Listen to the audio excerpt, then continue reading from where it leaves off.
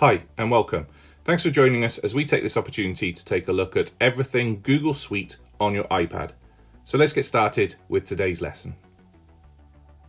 So let's take a look at a fairly new function within Classroom which links nicely up to Google Meet for creating those video conferences that you might want to have with your students if you are utilizing remote learning, which obviously over the last few months everyone's needed to do, but going forward it might be something that you choose to do because actually it works really well in lots of situations for the students to be able to work remotely. So we're going to jump into Safari and we're in our Google Classroom. I'm in this training class that I've created before, and we'll find this option within Stream. You'll notice where all the details are here, where students can join with the class code. Underneath it, it now says Meet Link.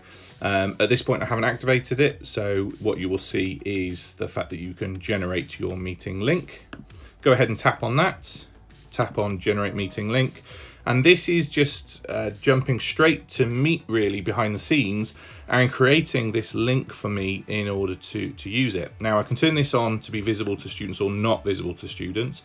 Depending on how you want to utilize this in your class, it will show up on their screen and will always be there. That might be really useful if you want students to utilize that as a place where they can meet separately away from you. But you know, it all depends on how you want to set things up within your school. I'm going to turn it on just to be visible to all students in this situation, but obviously something that within your institution you'll need to have a discussion about in terms of how you want to utilize this. When I then go ahead and tap save, it's just going to save that, and you'll see that I now have within my stream here instant access to that Meet space. Now on my iPad, obviously I have a camera, so I can jump straight into this. It's going to open Google Meet on my device and load that up, and here we are. Hello. And I can just go ahead and start that meeting. So we're straight into Google Meet, we're straight into using all of these great features, and obviously all the class have access to this because it's within my section.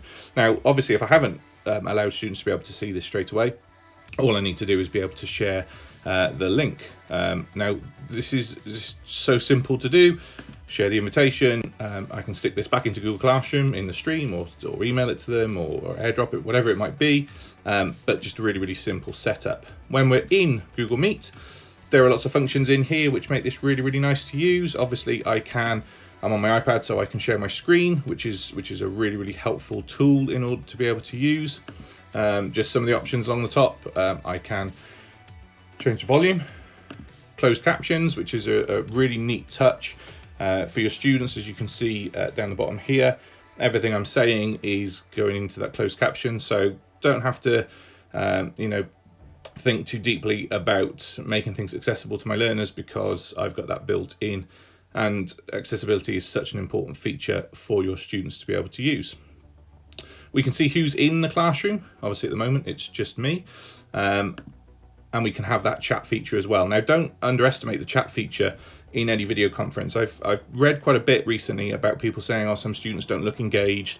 Well, it's very difficult to judge someone by how they are perceived over video.